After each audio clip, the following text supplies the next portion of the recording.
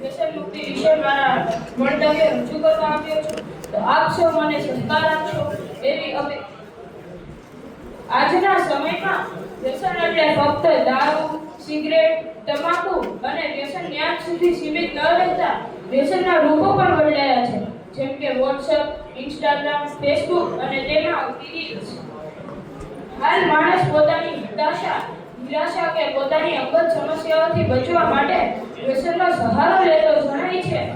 અને માણસને જો એકવાર યોગ્ય વિચારોનું વ્યસન લાગી જાય તો તે જીવનમાં ધન્ય બની જાય. આપણને જીવનમાં વ્યસન હોવું જ જોઈએ, પણ શાનું? સારી વસ્તુઓનું, સારા વ્યક્તિઓનું અને સારા વિચારોનું. જો આપણને એકવાર આ બધી વસ્તુનું વ્યસન લાગી જાય તો આપણને જીવનમાં સફળ થતા કોઈ રોકી શકવાનું નથી. આજના સમયમાં વધતી પ્રગતિની સાથે સાથે વ્યસનની પ્રગતિ થતી હોય તેમ જણાઈ રહ્યું છે. વ્યસન માણસની માનસિક અને શારીરિક પ્રગતિ રોકી દે છે અને વ્યસન કર્યા બાદ મનુષ્ય વિચિત્ર હરકતો કરવા લાગે છે. ઘણા લોકો કહે છે કે મનુષ્ય પોતાની મૂર્ખતા અને અધૂરી બુદ્ધિના કારણે જ વ્યસન કરતો હોય છે. આમ જોવા જોઈએ તો આખા પ્રાણી જગતમાં મનુષ્ય સૌથી બુદ્ધિશાળી છે, પરંતુ તે પોતાના અભિમાનમાં અને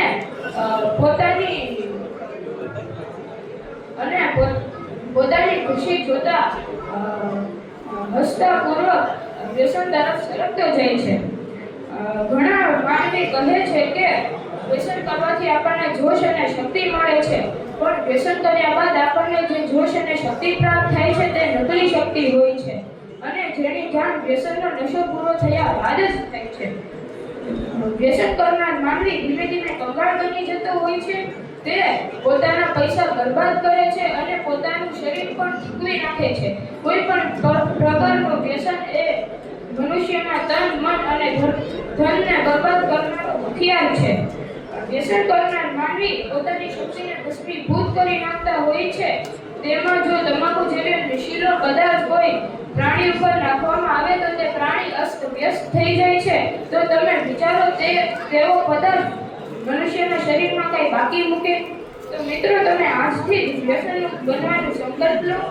અને વ્યસન એવો લૂંટારો છે જે ચોર લૂંટારા કરતા પણ ખતરનાક છે. ચોર લૂંટારા આપણી વસ્તુ લૂંટીને લઈ જાય તો આપણે પોલીસમાં જાણ કરીને તે વસ્તુ પરત મેળવવાની કોશિશ કરીએ, પણ જો આપણને વ્યસનથી કેન્સર થઈ જાય તો કેન્સર આપણું બધું જ લૂંટીને લઈ જશે, જેમ કે આરોગ્ય, ઇજ્જત, માન મર્યાદા, ધન, તન વગેરે. તો પણ આપણે કોઈને ફરિયાદ કરી શકશું નહીં.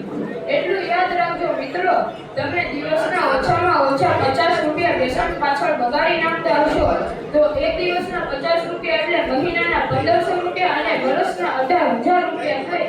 અને તમે આ બધા પૈસા ખોટા માર્ગે વેડફી નાખો છો. જો તમે આનો યોગ્ય વપરાશ કર્યો હોય તો તમને ઘણો બધો ફાયદો થાય. સૌપ્રથમ તમારું સ્વાસ્થ્ય સારું રહે અને બીજા નંબરે તમારા બાળકો સારું શિક્ષણ અને સારા સંસ્કાર સમયસર પ્રાપ્ત કરી શકે.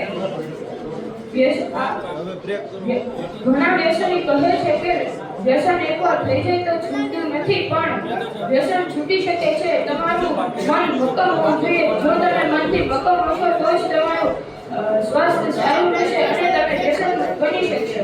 જો તમે વ્યસન બનો તો તમારા પરિવાર પછાતપણા તરફ જતો